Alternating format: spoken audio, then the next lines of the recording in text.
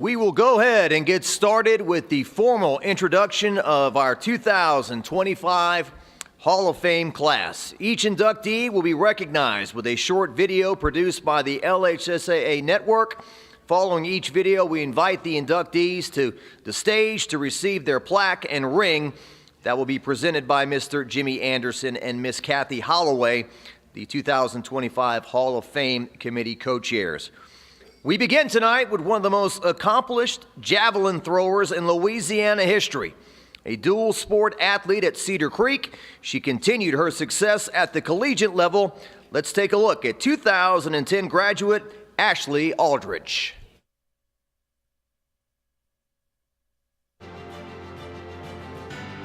Ashley Aldredge won 5 consecutive LHSAA javelin championships beginning in 8th grade at Cedar Creek High School. Aldredge was an All-American at the high school and collegiate levels, winning 3 Southland Conference Javelin Championships at Northwestern State. She was trained by her father, Corwin Aldredge, an All-SEC tight end at Mississippi State, who's also a Louisiana High School Hall of Famer for throwing the javelin. My whole family is involved with sports. My dad was the football coach at Cedar Creek and the track and field head coach. And my entire life, we've always been sports oriented. My mom played sports, and I have an older brother that loved it too, so I didn't really have a choice. I played softball when I was little, and then basketball. Basketball was my love. I was just better at chunking a spear. And then track and field I started in 6th grade. When I became the head track coach here, a year after I think I took the football job, out to be Ashley, throwing the javelin down there further than anybody else we had at that time. And the rest is kind of history. Then my 7th grade year, I was runner-up at state, and 8th, 9th, 10th, 11th, and 12th, I won state. Aldredge competed internationally with the Junior Olympics, winning a national championship in 2009. Most opponents discounted her because of her size, but Aldredge put in the work to be a champion. She's not real big, but I tell you, she's a hard worker. You know that old saying, it's not the size of the dog in the fight, it's the size of the fight in the dog. Well, she lives it. She defines that saying. It was always a dream because my dad's in it to be able to join him. So we talked about it. We kind of joked about it, never thinking that it was actually going to come true, especially this early. Being able to share that with him means more to me than anything. But the talent that's in there, and to just think that I get to be a part of that is incredible. Like, to think all that hard work is finally, this is like the final step, and it's pretty cool.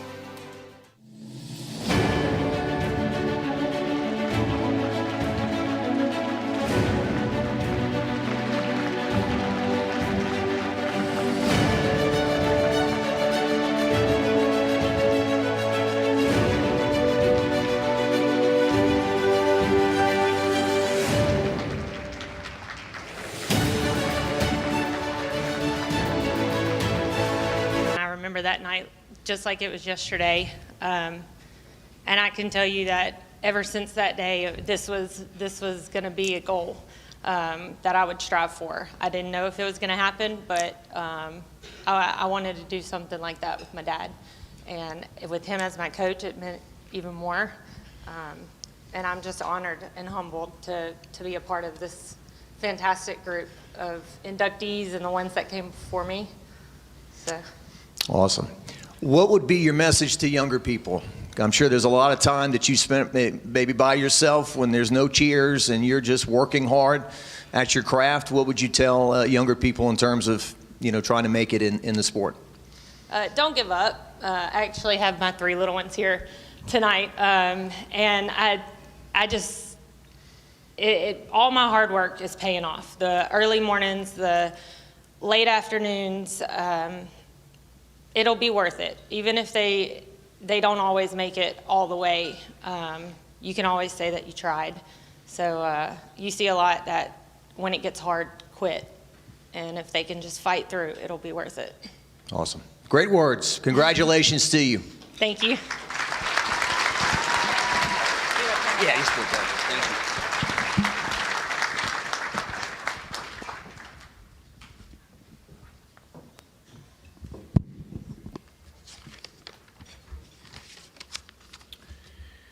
Next up, a man who has spent nearly 5 decades shaping high school athletics in our state. From announcer to administrator and compliance officer, his commitment runs deep. Here is Mr. Michael Boyer.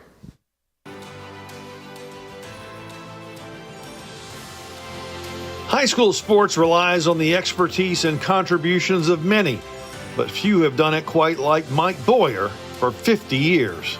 All because he started running in St. Louis even before he reached high school. I was just in all of these high school runners, you know. Look at the muscles in that guy's legs, you know, and I had none. I just fell in love with it, you know. Size had nothing to do with it. It was all about determination and how much you trained. Boyer's commitment for contributing to the growth of track and field got a boost as a Broadmoor sophomore. A meet in New Orleans after his family moved to South Louisiana. I heard Mike Boyer, unattached, you know, and I said, wow, I mean, how's that guy know my name? You know, I mean, there's several people in the race, you know. Little did I know, you know, they put you in lanes, you know, you got numbers on you. I just thought that was the coolest thing. And, you know, it meant something to me. An injury curtailing his college career, but LSU had started hosting the state meet. The man he volunteered to help let him do a little announcing like he'd heard at that Tad Gormley event. And after a few years of just filling in, things really changed forever in 1974. I just loved it. And I showed up one year, he wasn't there. Can you do it? And so I did. There have been thousands of names spanning those 5 decades, not to mention indoor meets the last 4, cross country the last 2. Some names you probably heard, others you probably should have. I guess I take that personally. When I do announce, I try to say as many names as possible, you know, because of the, you know, mama, dad, mama, papa, they want to hear that. The child, you know, wants to hear it. Gabrielle Jennings of First Baptist Small School in Slidell. She started running in the 4th grade. You can't do that now because they've changed the rules. A phenomenal distance runner. And in her last race was her 45th individual championship. Mondo Duplantis, phenomenal. His high school mark is the stadium record at Bernie Moore. It's not the college record. When his dad was 10 years old, I was announcing him. And now Mike Boyer's name is being called again. I know the resume of the people that are in there. You know, we're talking about, you know, high school All-Americans, college All-Americans, All-Pro, professional athletes, Olympians, winningest coaches. My resume is not that, you know, but there is something about longevity.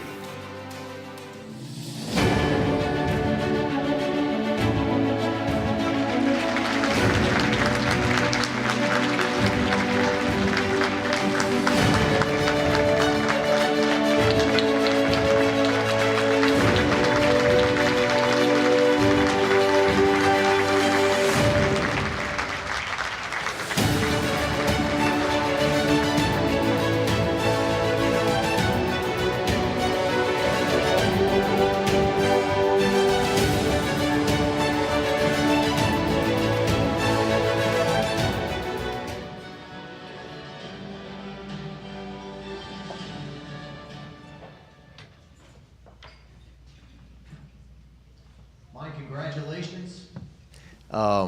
I really enjoy when you do the PA because you bring a little, when they take off, you say, "You saw party," right?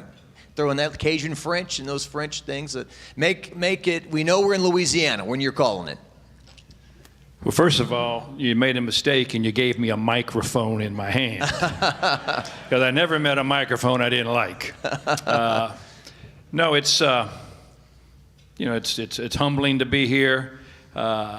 Actually, Ils Sont Partis is the last race of the day. That's it. You know, Ils Sont Partis. That's it. And, you know, all the people, all the coaches at LSU and the people that work there know. But, you know, let me just say this real quick. You know, I've been doing this for 50 years, and I get a lot of acclaim for that. Lynn Roberts, stand up. Stand up.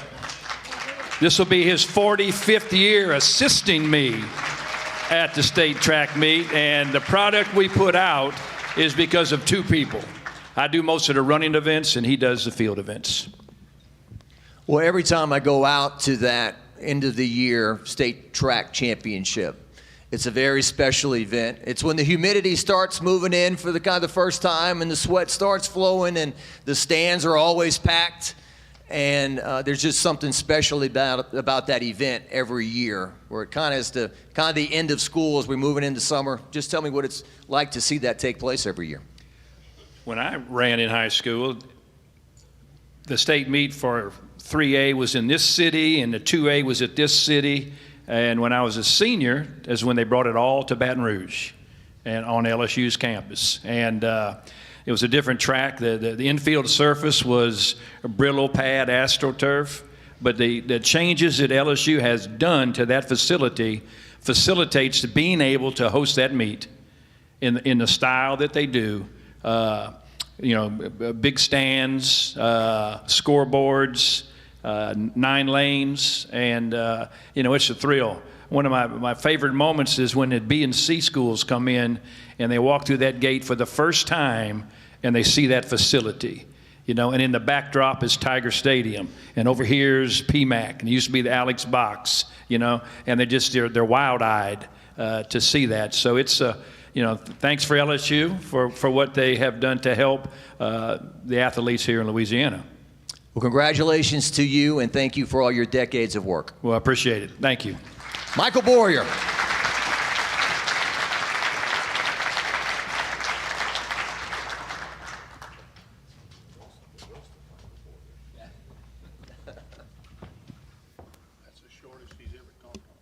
That's the shortest he's ever talked? Is that what you said?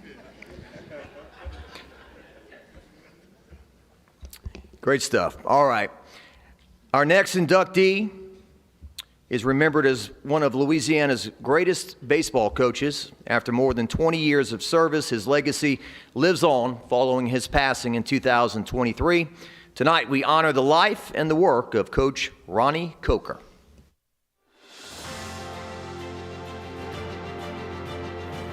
For 20 years, Ronnie Coker brought championship aspirations to baseball diamonds across North Louisiana.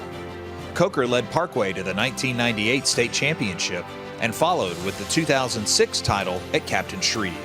To his peers, Ronnie Coker was the definition of a winner. When I think of the name, when I hear the name, I still think of him as the champ. I always referenced him as the champ, and just in everything that he did. I said this when we hired him at Airline as the athletic director, everything that he touched turned to gold. Ronnie was a baseball guy. When he was in high school, Minden was a power. They won the state championship. They beat Catholic High one year. One of the myths or misunderstandings about coaching is like the guy in the other dugout's your enemy. When in reality, the majority of us are all friends. We coach against each other and we try to get our kids to excel against each other. But when it's all said and done and you shake hands afterwards, half the time we talk to each other on the phone on the way home in the truck. I mean, everyone that he encountered, he had a huge impact, whether it was on the field or was off the field. And it was clear that his contributions went beyond the field. It extended into the community, and he touched many, many lives. Ronnie was really before his time, in the way that he went about the structure of how he choreographed his teams, how he was a master at getting the most out of every player. And then he always tried to find something in every individual athlete that they could contribute to the program in a beneficial way. There was a time where Ronnie's teams would never swing at the first pitch because they wanted your pitch count to get up. He wanted to get in the bullpen. And then the pitch counts came out and he started changing. So, and Ronnie always did a good job of coaching to his players' ability. Coker spent his entire professional career in Northwest Louisiana. He grew up in Minden, Louisiana, and when we would drive through there, he would always say, "This is God's country." And he truly felt that way. And so I think the connections, the community that he built here, he knew how to grow relationships in order to help younger generations. Accomplishments will get you so far. Win-loss records. There's a lot of guys that have a lot of wins and good win-loss records. But I think it's the complete body of not just his work. It's not his baseball coaching, but his contributions to his schools. And that's what most people remember him for, and that's, you know, why he was as special to the people around here as he was. In 2021, Coker was diagnosed with cancer and battled the disease bravely for 2 years before passing away in June of 2023. When we found out Ronnie had cancer, players from years and years and years back were just flooding in, and it just showed how much he meant to them, but they meant to him as well. But we still feel his presence every day. In fact, our district, once I became superintendent, we adopted his favorite saying, which was, win today. That's our tagline. That's what we want to do as a district. It's not about tomorrow, and it's not about yesterday. Let's just do our best to win today.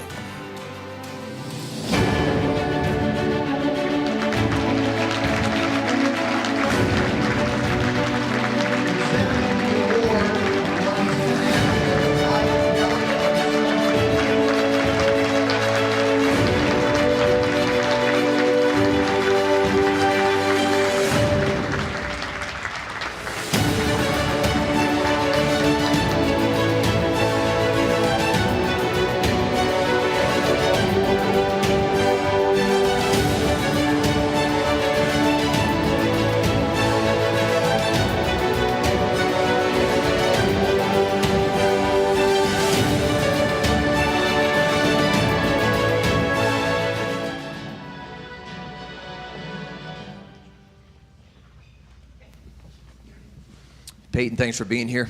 Yeah, thanks for having me, and thanks to the committee and everybody, the staff who put in all the hard work for us to be here. A great meal to Crown Plaza. Super grateful for tonight.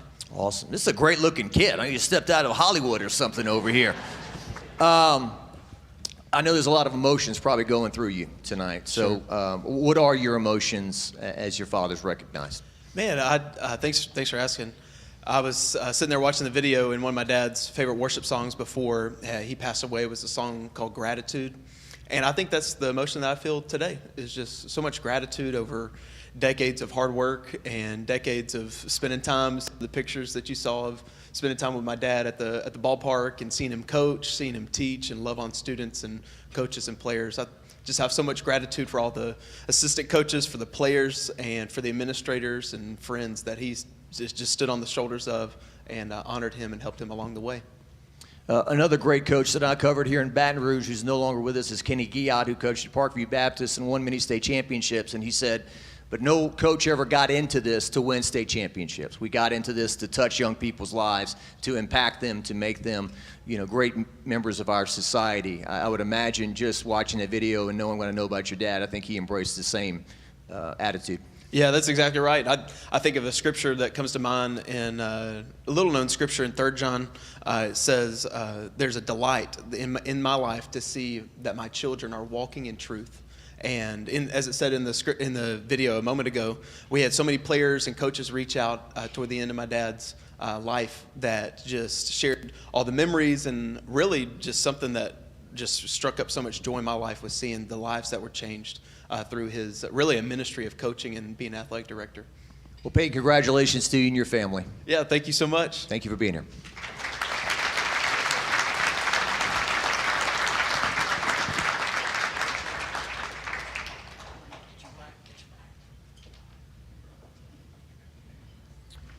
All right, I believe we're going to, according to my script here, we're going to take a quick 60-second commercial break. Stay with us, plenty more to come. Protect what matters most to you and find out the many ways you can benefit. 100% free tuition and fees to all state colleges. Job training in over 150 different career fields, healthcare, pay, and much more. The Louisiana Army National Guard. Part-time service with lifelong benefits. Find out more by visiting www.lang-recruiting.com. If you want to break the rock, you need to make yourself indestructible. If you want to play between the hedges, you need to work out there, up there, down there, everywhere. If you want to reach the win bar, you need to lose sleep, lose count, You need to play every game like you got nothing to lose.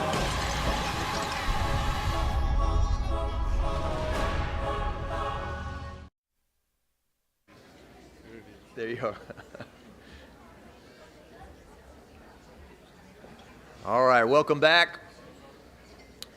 Just a reminder, we're streaming live on the great and brand new LHSAA network this evening. Next up from Zwolle High School, he led his team to 4 consecutive state title appearances, a fierce competitor and a true leader. Please welcome Mr. Tony Lee Cutright.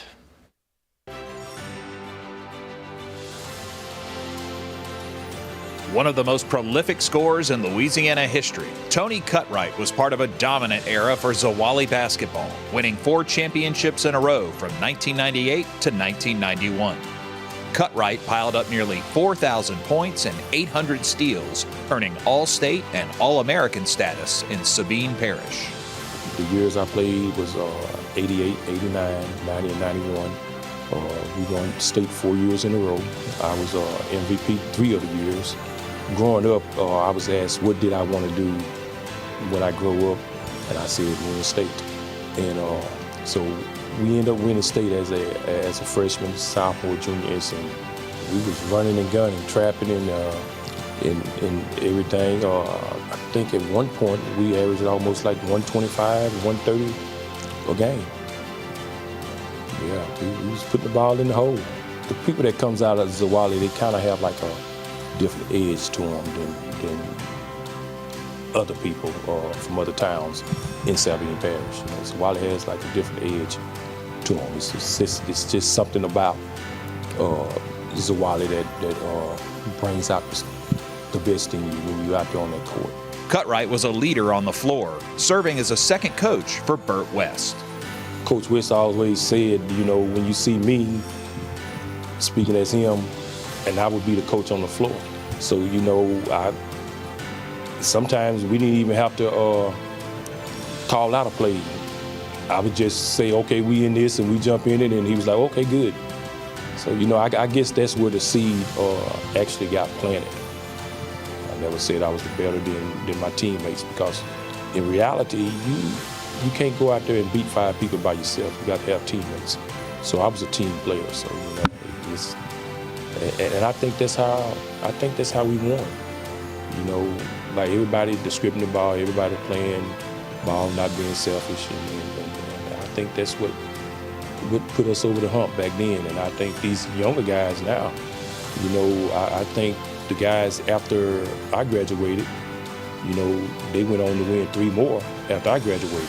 So they was all on that same team together. So, you know, they saw the work ethic. They saw what went in it to be a winner and everything. And so I think it just trickled down to each one up until this point. You know, when you sit out, you never dream about being inducted into the Hall of Fame. But, you know, it's bittersweet. You know, I lost my mom on Friday. Yeah, and so, you know, she always instilled in me, you know, you can do whatever you want to do.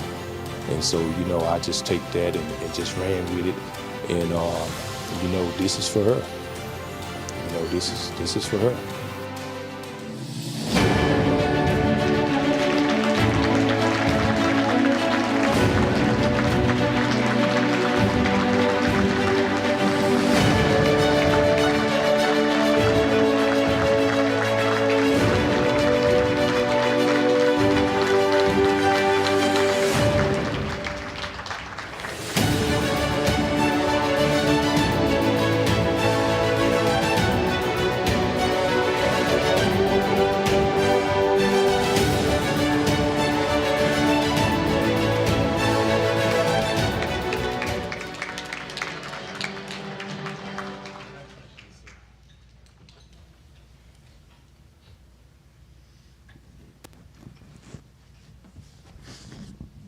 All right, well, congratulations. A Class B school, right?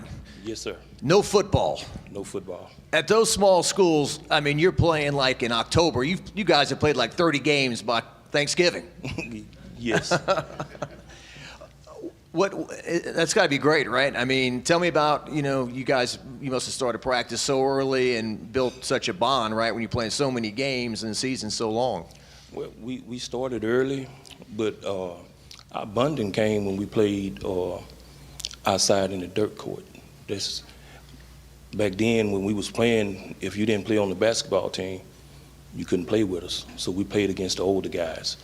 And I think that what set us over the top is that we played against the older guys. They was more physical, and so, we had to get in there with them. Yeah, those were the real games. Those were real games. These high school kids, that was easy peasy, right? Not all of them. Not all of them, that's right. Well, tell me some more about your mom. What was her name? Joanne Cutright. She was my biggest supporter.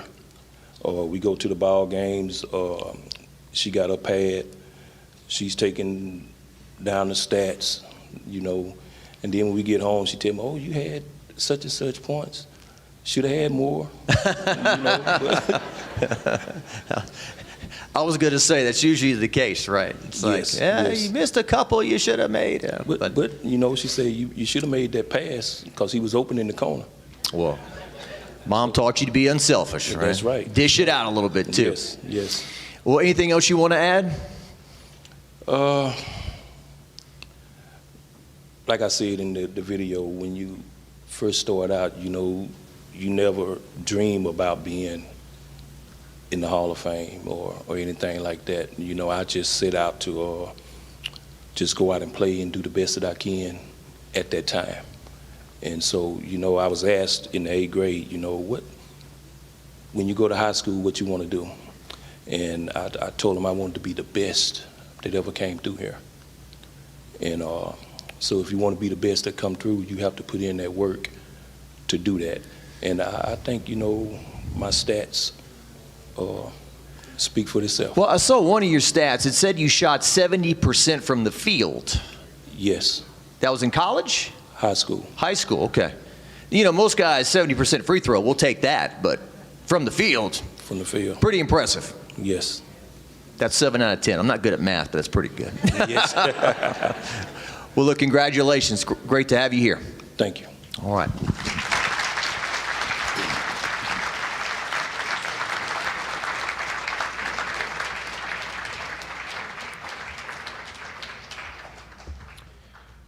Our next inductee enters the hall both as a competitor and a coach.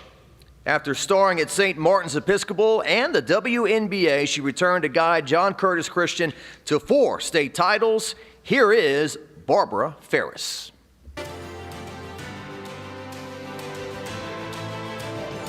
Basketball has taken Barbara Farris all over the globe, from Spain to South Korea, Turkey and Greece, France, the Czech Republic. But coming home for this New Orleans native is always special at a place like John Curtis Christian, where she coached a decade filled with 5 state championships.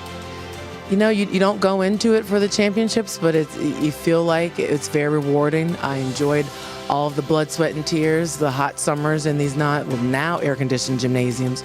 You love it. The kids, you see it, and the reward comes when you see the kids that are prospering and doing well in their own careers, post-graduation, with and without athletics. And so that's the greatest thing, being able to hoist those trophies and stand in front of them, number them because of the rich culture and traditions here. But it's just been a traditional and just a great blessing to be a part of this. Farris also won state titles as a player at St. Martin's and piled up enough points at Tulane to be a 4-year all-conference player in CUSA. Yet tutoring and mentoring players makes her smile the widest. There's a rich history and culture and tradition of exceptionalism here in the academics and athletics.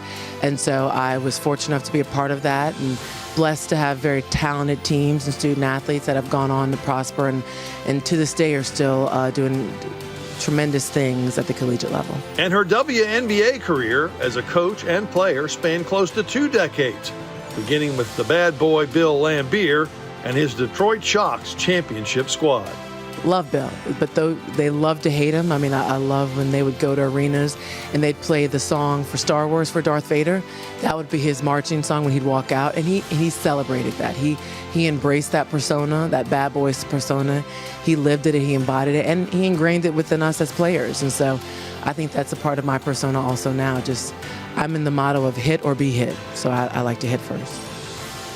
I've always been a hard worker that has embraced that hard work and never thought about the rewards and the trophies for after. And hopefully if you're doing a good enough job, good things follow and you've been blessed with that. So I'm grateful. I feel very honored with all the legends and living legends that are being enshrined today and that are here now. And so I'm just very grateful and appreciative for all of the blessings that sports have provided for me.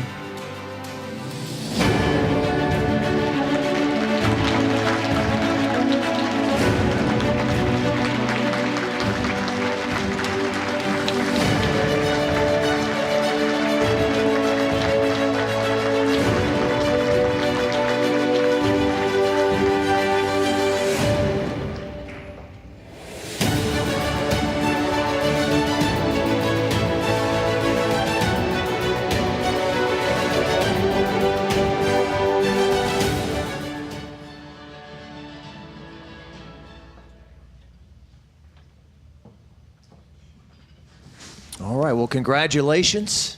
Thank you. I want to let you know I covered Tamika Johnson, LSU great, and she told me when Barbara left, she left some big shoes to fill when she was the coach after you won all those state championships. What were the key? What do you remember about those teams, and what was the secret to that success? Talented players that have a work ethic and a discipline and a buy-in. I had a great model to learn under, JT Curtis as a great mentor at that school. I'm grateful for every lesson that I learned while I was there, and had great parents that were bought in also, that understood that you're gonna miss some of the extracurricular events. You're not gonna make all the parties and parades because hopefully you're playing in a state tournament. So I just had a great group of young ladies who were committed to the excellence, and they trusted me, and the parents trusted me for the vision of what I saw within them with the work and the discipline. Yeah, Coach Curtis is here tonight, of course. I don't want to use the word pressure, but is there something about being at that school that you're expected to perform? I mean, you are, and I think I was very fortunate. I had great role models growing up. My parents, who are here today, I've got a great family who've loved me and supported me throughout all phases of my career. They've instilled discipline and a work ethic within me. And so that was something that just came natural at every place that I ended up and I was fortunate enough to work and program that I was a part of, because there was an expectation of, if you're committed to something, if you want to be great at something, this is what it takes. These are the steps that it takes. And my parents laid the foundation. My siblings are the best. They push me. My family pushes me. And when I got to Curtis and Coach JT and that family, they embraced me and supported me and poured into me to help me to continue that. All right, be honest with me. Do you wish you could be playing women's basketball right now in college? Ooh, yes, the money? Sorry, I shouldn't say that. No. I mean, it's phenomenal. I think I was a part of the WNBA for 10 seasons and coached for 4, so 14 years overall, and I love the excitement around the WNBA and women's basketball right now, and the fanfare and the people who are following and supporting now. And again, it's just the finances attached to it now is just lagniappe. So again, I think there's two sides to that conversation. There's the blessing that these student athletes are earning these opportunities, but there's also the dark side that comes with it. So yeah, but I probably would have enjoyed the money. My parents would have managed that account for me. They would have not allowed me to just spend recklessly. Still put you on an allowance every month, right? They would have. Well, congratulations. Thank you so very much. All right. Barbara Farris.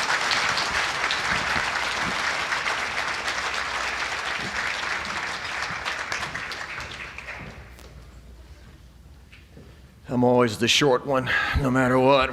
We go. People towering over me. All right. Let's see. Next up, with more than 20 state championships to his name, he is one of the most decorated coaches in Louisiana cross country and track history.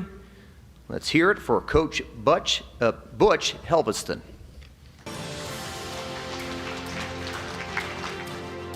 Butch Helveston joins the LHSAA Hall of Fame class of 2025 with 22 state championships and 10 runner-ups across cross country and track with his alma mater, Baton Rouge High and Episcopal High. It kind of freaks me out because I mean, you're right. The names are awe-inspiring, and I'm not sure that I'm not sure I belong with those names. I honestly. But Coach, you do belong, not just for the championships won, but for the impact you had on shaping the lives of young men and women through sports.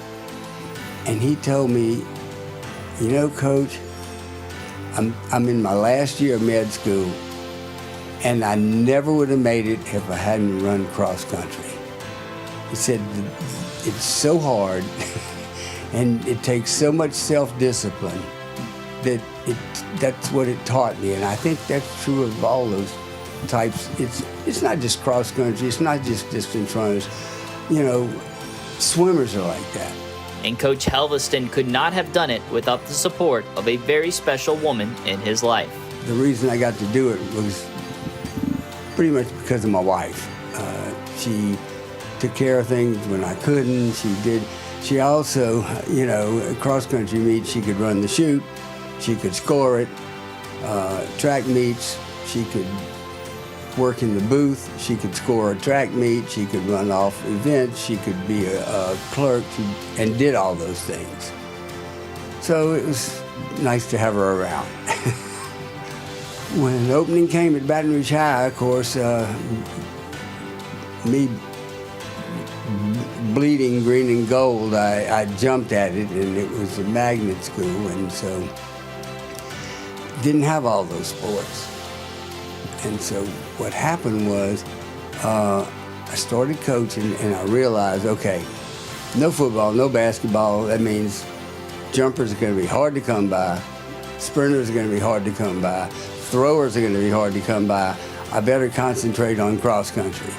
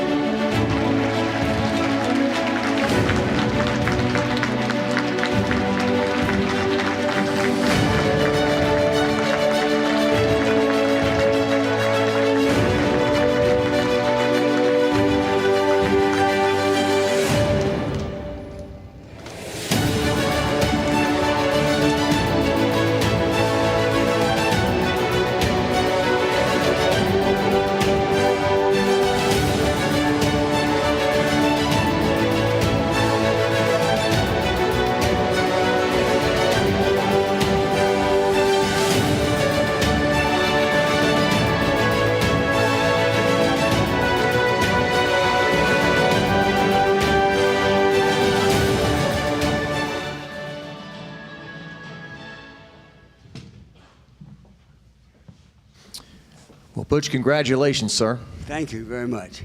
What does tonight mean to you, reflecting back on, you know, decades of coaching and hard work? It's a little bit scary. When I went to the website and I looked at all the people that have gone into this group, it's kind of weird that I'm up here. I don't know. I certainly never expected it and never thought it, and I was just lucky, very lucky to have a lot of really good athletes that worked incredibly hard. You could ask most of them, and they would tell you that. You know, hopefully I taught them something about hard work and determination and, you know, sacrifice. Well, certainly the cross country, right? I mean, that's on Saturday morning.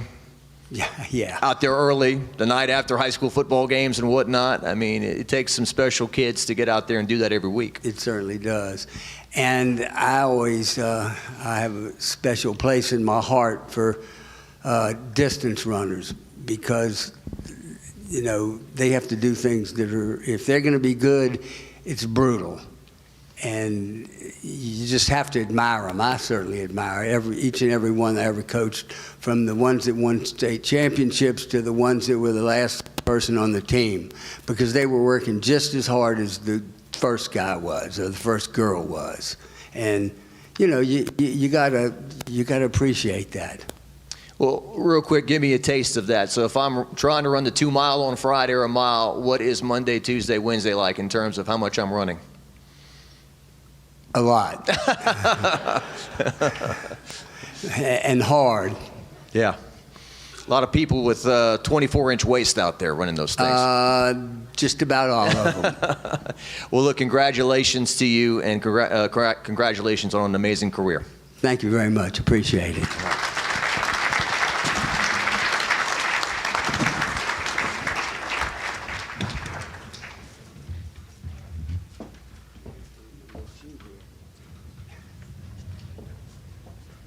Tell them we're brother-in-laws, Butch.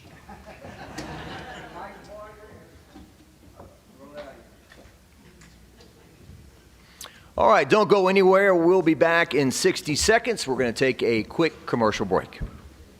At Ochsner, we know healing is a team sport. That's why we've partnered with world-renowned orthopedic surgeon Dr. James Andrews to create the Ochsner Andrews Orthopedics and Sports Medicine Institute. Whether you're a professional athlete or a weekend warrior, our team of specialists are dedicated to getting you back in the game. So whatever your reasons are for reaching your personal best, we've only got one: you. Ochsner Andrews Institute. Long live you. For over 100 years, our families have gathered together to share with each other our challenges and hopes, to take this light we've been gifted and paint a brighter future for the next generation. The seeds we plant today are the bounty we harvest tomorrow. As farmers, we know that together we're stronger than we could ever be apart. We're the Louisiana Farm Bureau, and we're the voice of Louisiana agriculture.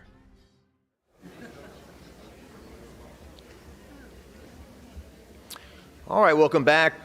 Next here is a leader in education and athletics in New Orleans for decades. From his time at St. Aloysius to his pivotal role in the creation of Brother Martin High School, a school later named in his honor, here is Brother Martin Hernandez. Brother Martin Hernandez may not have been a known competitor or coach, but he is known for the impact he had on young adults' lives in the New Orleans area. The namesake for Brother Martin High School joins the LHSAA Hall of Fame class of 2025. I think our entire school community is very excited for Brother Martin Hernandez, the man to be inducted into the LHSAA Hall of Fame, someone who at the age of 14 made the decision to serve others. The idea that he's being recognized well after his death, I think, makes all of us, current faculty, students, and certainly the thousands and thousands of alums, many of whom came in contact with Brother Martin Hernandez himself. I think it makes all of us very, very proud. When Brother Martin High School opened, it was the joining of two schools. A name was needed, and everybody voted for it to be named after Brother Martin Hernandez, except for one person. It was a monumental task, bringing two school cultures together, two student bodies from different buildings, and so they wanted to have a new name for the school, and so the provincial council decided to name the school Brother Martin High School. And as the story goes, there was but one dissenting vote, and of course that was Brother Martin Hernandez himself. And the Crusaders have become known for competitive sports programs that just go beyond athletics as well. So there's a quote attributed to Brother Martin Hernandez that we're not here to teach boys how to make a living, but how to make a life. And that's exactly what athletics does at Brother Martin, along with so many other things at the school, but certainly athletics. I would say that very few of our students, our student athletes, go on to make a living in athletics, although some of them certainly have. But athletics has been a vehicle for them to learn how to make a life. Well, you know, you can see in our gym, in the Conlin gym, that we're very well-rounded. We've excelled in pretty much everything over the years. Lately, our wrestling team, our cross-country program certainly have been knocking on the door of state championships or winning state championships. Our baseball team is ranked highly in the state year after year. Our football team was in the state championship just 2 years ago. Our tennis program won the state championship last year. So very well-rounded.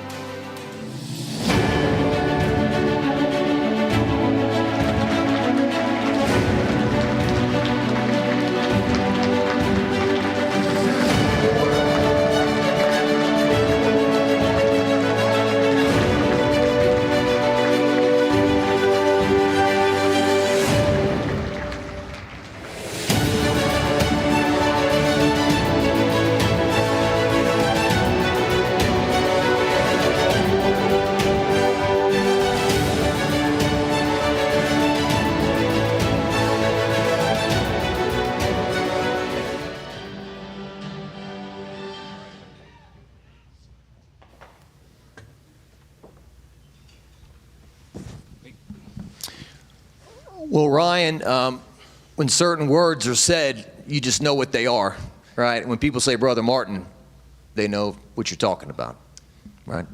Yes, I just want to say I'm a little embarrassed to be up here. Very honored for our school, and very proud of Brother Martin High School and the man that is the namesake of our school. We have two brothers of the Sacred Heart here tonight, Brother Ronald Hingle and Brother Ivy LeBlanc. They should probably be up here. Well, maybe they can stand and we can acknowledge them if they want to do that real quick. They probably don't want to.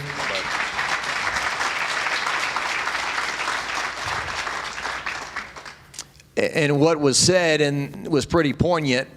I've come across sometimes they want to name a court after a coach or something like that, and the coach is not in favor of that, right? And so that was a very interesting part of the story, the fact that he voted against, the only one to vote against it. And he passed away in 1991, so it's been a long time. Coming for him to be inducted into the LHSAA Hall of Fame is probably fitting because he probably would not have wanted this either if he had a say.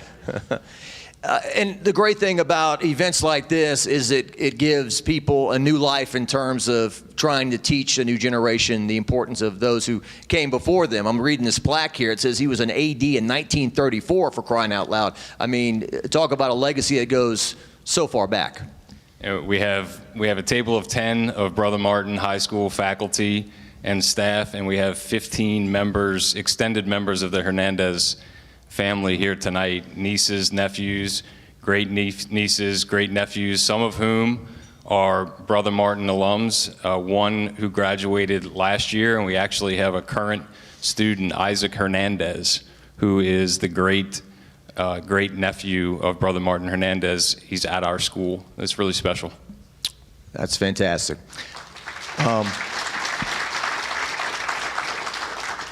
Is there anything else you'd like to add? Go Saters. Perfect. Thank you, sir.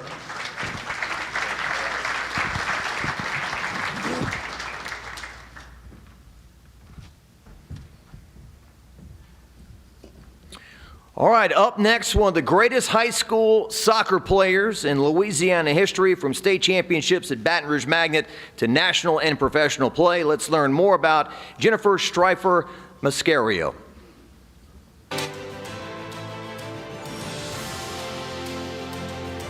Jenny Streiffer-Mascaro was a little bulldog before she ever got to Baton Rouge High or Notre Dame, constantly running or kicking a soccer ball, shaped by coaches, heroes, and humidity. Aspects of Louisiana sports that you just can't get anywhere else. I mean, this sounds silly, but the heat and humidity, training in that day in, day out made me tougher than I think anything else could have. So, after you run track practice at 3:00 in the afternoon in Louisiana, other things don't seem so bad. Head-on collisions haven't blurred the memories made starting her freshman year. My coach there was Sheila Ashe the whole time I was there.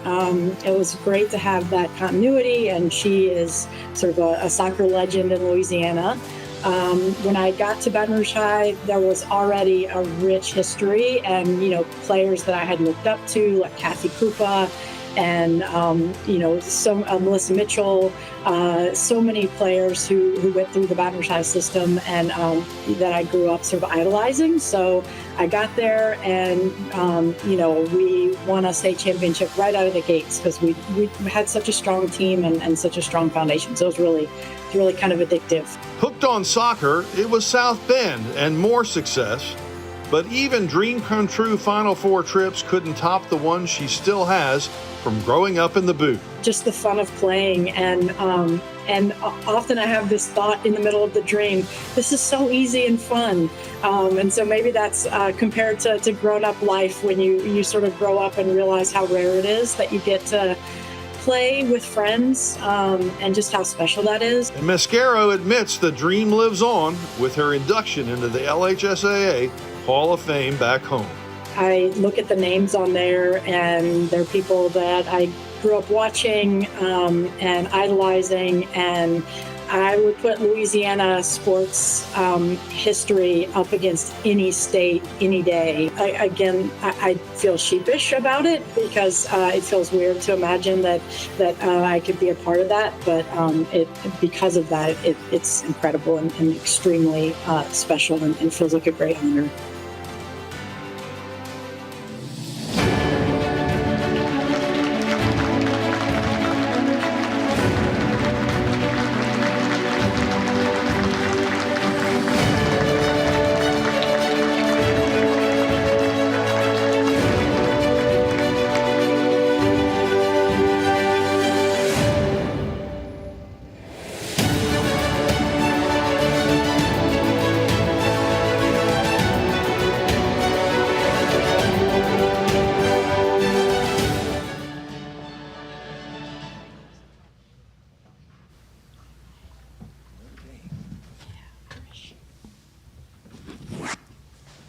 Well, congratulations, and what does tonight feel like for you? Is this surreal, or how would you describe it? Surreal in so many ways. I mean, we drove over from Atlanta this morning, and driving past where I used to play pickup soccer and showing that to my kids was special. But the most special was walking in and seeing Coach Helveston and his wife, my coach from high school, Coach Nee. And so many aspects of it are incredibly surreal and just absolutely special. So you go from one extreme to the other. You're in the humidity of South Louisiana, and then you go to South Bend, Indiana. What was that like? It was brutal. Yeah, I mean, we would play in snow. We used to have to put bags under our socks with Vaseline just to try to hold any heat in that we could. It was miserable. I will take the 3 o'clock, Louisiana heat any day. Paul Maneri, the LSU baseball coach who came from Notre Dame, said the sun goes away in October and it doesn't come back till April. It does not. It does not. It's not wrong. What else would you like people to know, or what else would you like to share about tonight? Yeah, I mean, I think as others have said, I feel ridiculous being here, being honored with folks who have played in the WNBA and with such illustrious histories and success. But I think it feels so special because it was so special living it. I mean, I loved every second of playing, and I miss it very much. And so it feels very, very special to be a part of this. Awesome. Well, thanks for coming here all the way from Atlanta, and congratulations. Yeah. Thank you so much.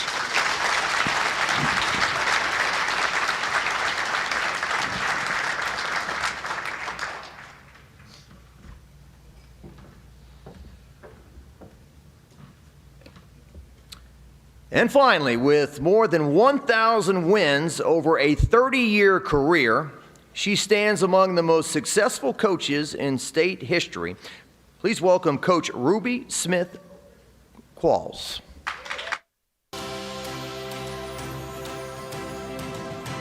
With 1,257 wins, 25 district championships, and 6 state championships, Ruby Qualls has left quite a legacy in high school sports, specifically in Louisiana. The former Arcadia Hornets head coach, blessed and backed by a passionate community.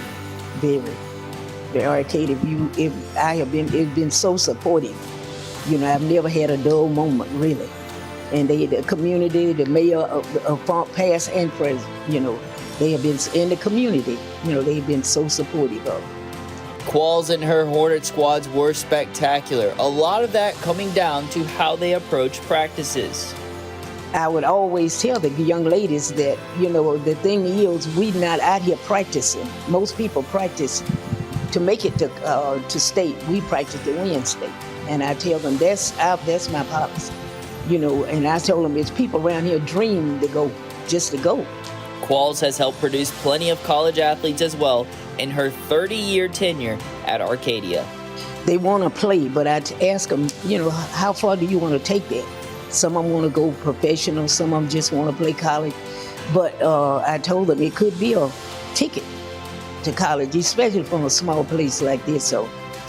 And now Coach will be forever enshrined in the LHSAA Hall of Fame class of 2025. Coming from a small place, I graduated from school at Giblin, Coleman. It was Coleman High School at the time. And it's smaller than Arcadia. And I told them it's just to let you know it's possible. And they were, Coach Lee, when I found out, he told me, you're the first one that Hall of Fame. So that's awesome enough. But I'm not only, try to tell the kids, it could happen to you. You have to shoot for that. Work at it hard every day.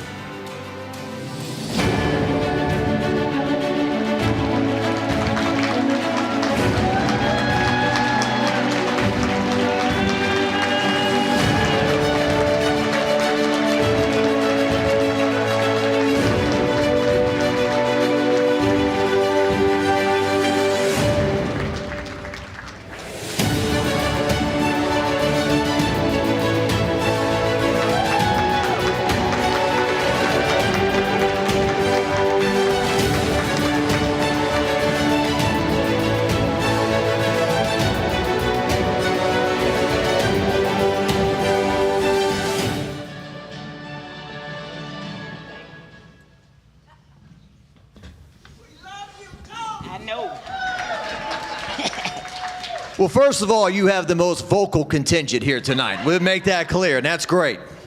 When this thing wraps up, I hope the bar's open next door, because the party might continue. Yeah. Yeah, she says. All right. Well, congratulations. What does tonight mean to you? A lot. Hard work. We work hard at it, but you look at the support we have out there, you can easily see how easy it was for us because we had a lot of support. For someone who hasn't been to Arcadia, what is it? What makes it special? What is the community like? A lot of push. It's a lot of support. Like I said, there are 4 tables out there came to support me. So, but that's not, at the games, it's the same way. Arcadia is when it's a game at Arcadia, it's a game, and people come. Yeah. And, they really believe we sell the game well. 4 tables, you might need some NIL money after tonight. I know it. So you can give this and give me the. Oh, okay. Yeah, hey, I think you'll be the host next year. Give me the money. Yeah. You ever heard what Dolly Parton said when Whitney Houston covered her song? Yeah. Give Whitney the credit, just give me the cash. Yeah, it's cash. That's it. What else would you like to share? Well, the support, I have 2 assistant coaches out there that have been dynamic. When I first came to Arcadia, I wanted to build that program, and I took some 6th graders. I started with those 6th graders, and I sold the program to them, and I sold it so well, they finally told me when we started winning, Coach Qualls, I think we can beat Louisiana Tech. I told them, baby, know your limitations now. I think we can beat Louisiana Tech. I said, no, don't know your limitations. Yeah. I'd like to hear Kim Bulkey's reaction to that. I know. Well, this is awesome. Congratulations. And thank you. All right.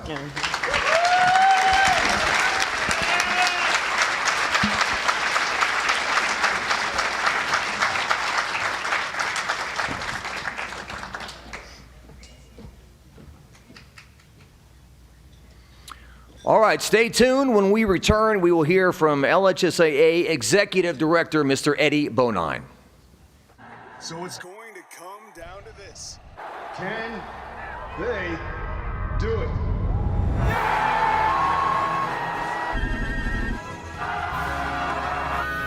Oh, no, they play!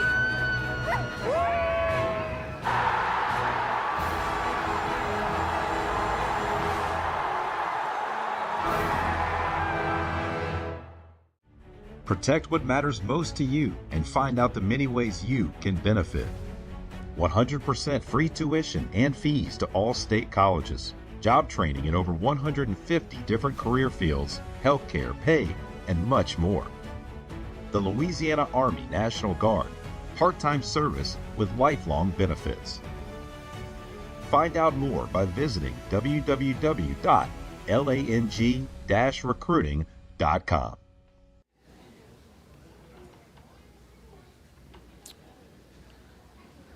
All right, to help us close out this very memorable evening, please welcome Mr. Eddie Bowenine, Executive Director of the LHSAA.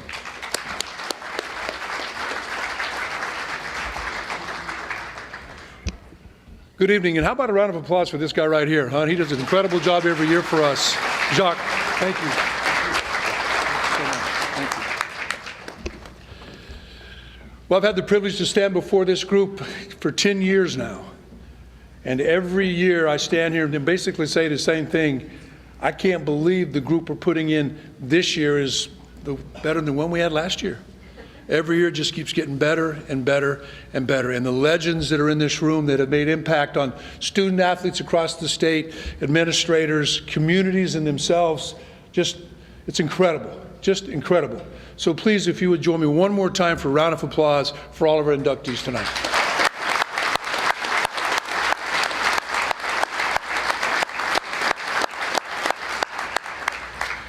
I think Mr. Anderson said a minute ago we had 368 now in the Hall of Fame.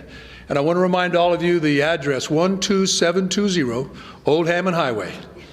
It's open every day from 8 to 4. Hall of Fame's room is open. If you ever want to come up there, the doors are open, the gates are open.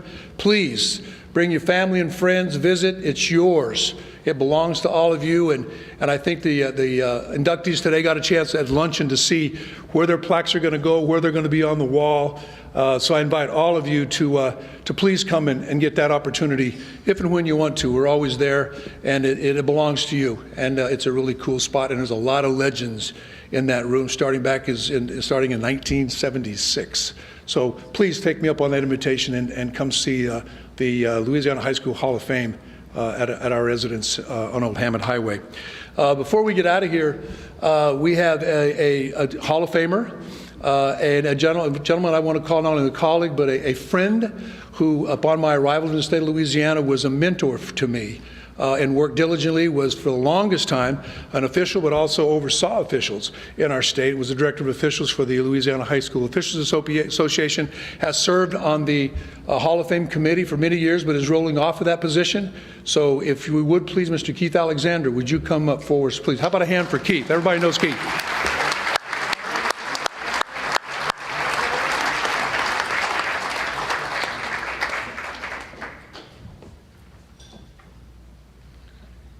Committee members typically serve 2-year terms, and you can serve up to 3 consecutive terms. Keith has done that. He's been here 6 years, and he's going off the committee at this point in time. And just as a token of our appreciation, we have just a little token for him. It's an awesome job that these people on the selection committee have to do. Typically each year there are anywhere from 70 to 100 candidates, very qualified candidates that applications are there, and this committee has to narrow this down to just a select group. And they spend a lot of time looking at resumes and narrowing it down. And so it's kind of a thankless job, but they do an awesome job. And again, we just, as the chairman of that selection committee, I want to tell Keith how much we value his input and his service to this organization.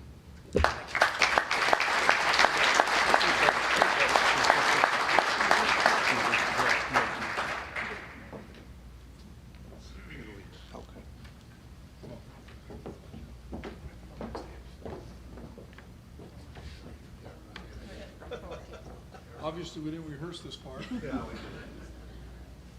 We got it. Thank you, Mike. Thank you. Appreciate y'all.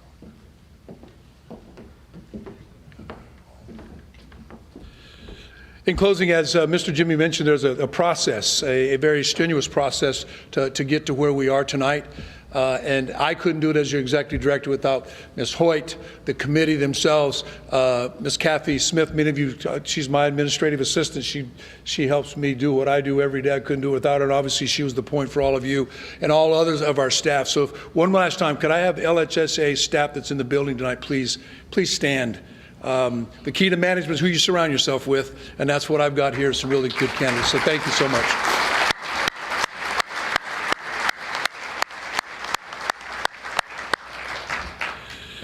And last but not least, I just want to thank you all again one more time for being here this evening, gathering up your family and friends to come to the Crown Plaza, making that trip to Baton Rouge. You don't understand how important and how much it means to all of us to be able to get everybody here tonight. And for those who weren't able to get here, we appreciate everything that they did as well to pull off the evening that we had tonight. So all I can tell you all is just God bless America, God bless the LHSAA, and God bless all of you on your way home. Be safe, and thank you so much.